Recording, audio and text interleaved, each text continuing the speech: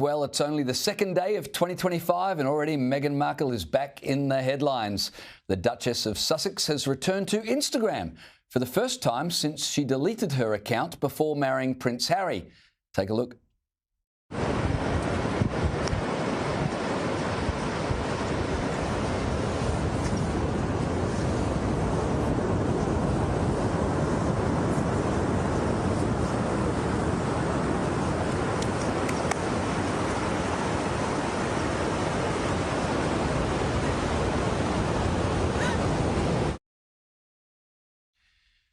Nice stuff. Now, what's interesting is that her other half, the prince, well, he's nowhere to be seen. It's 111 days since Meghan and Harry have been seen out and about together. So this return to Instagram with a post that's all whinger and no ginger is bound to create plenty of chatter. Joining me now is Sky News host Caroline de Russo. Caroline, Happy New Year. Thanks for joining me.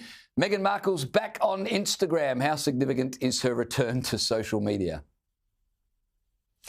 Happy New Year's, mate. Well, let's just see. I mean, it doesn't look like a whole lot at the moment. And if we go back to last March when she launched American Riviera Orchard and there was just an Instagram page with really not much on it and that video, very low, soft light in that black dress whimsically running through that stately house. And then we didn't see much after that except for a few jars of strawberry jam that got sent to a few celebrities. So I don't know what this means. Unfortunately, since Megxit, we've seen lots and bits and pieces from Harry and Meghan, some from Harry on his own, some from Meghan on her own, and some from them together, although we do understand that going into 2025 there will be a professional separation.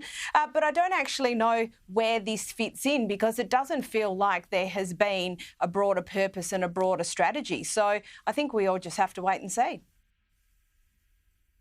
Well, just before we move on to other subjects, it's the start of the year. Just give me your hot tip for Harry and Meghan. What twist will their lives take this year? Oh, I'm not quite sure what twist it'll take this year. One thing that we do know is that Meghan's Netflix series, there's something to do with cooking.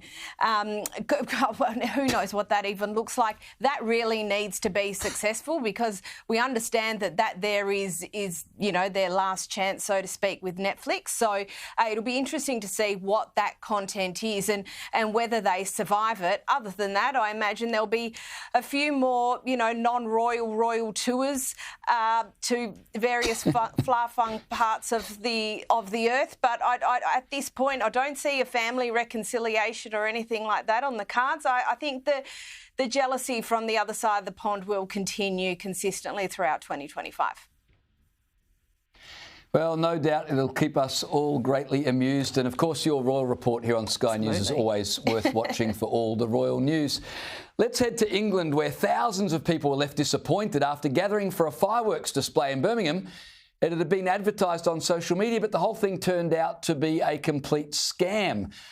In a statement, the West Midlands Police said, quote, "We're aware of a speculation of a New Year's Eve fireworks display taking place in Birmingham's Centenary Square, but we can confirm this is not the case. We don't want people travelling unnecessarily into the city only to be disappointed." And, of course, many people did and were. It reminds me, Caroline, of a similar event in Dublin last year where hundreds of people turned out for a Halloween parade that also ended up being a hoax.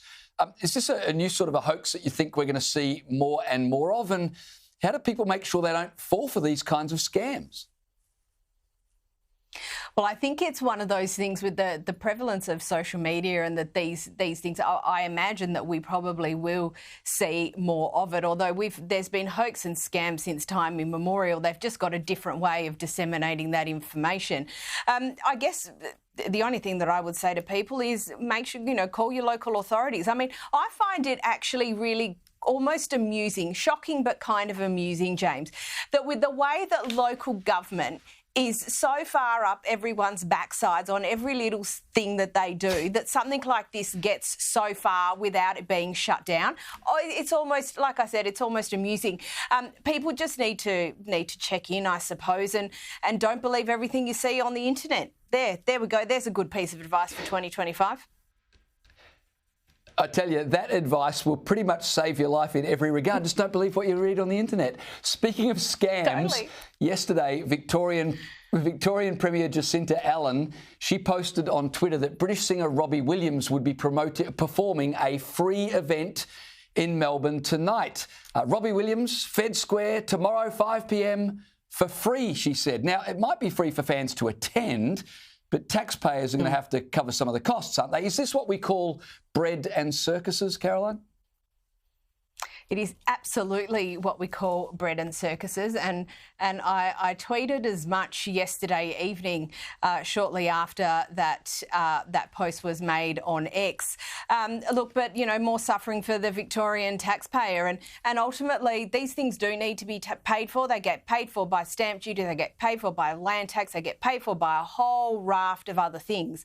And if you had a budget in the shape of the Victorian budget, why on earth would you be doing something like this? People, I can understand that you might, want to help people with cost of living issues. And I understand, James, that you might go, well, we want people to be in the CBD. You want people in the CBD? Well, public servants can go back to work in the CBD because businesses in the CBD, they don't need a sugar hit for one evening. They need trade all year round. But we saw that with the West Australian government's not particularly different. They gave everyone free tickets to the zoo. And I mean, when people are suffering in a cost of living crisis, they need real assistance. I'm just not quite sure why the Victorian Libs haven't said anything in relation to this. I know most people are on holiday, so I assume that's probably why. But these sorts of sugar hits, they do not fix an economy that's in the sort of trouble that the Victorian one is. Now, it's an absolute distraction paid for by the Victorian taxpayer, the long-suffering Victorian taxpayer. Caroline de Russo, thanks for your time, and once again, Happy New Year.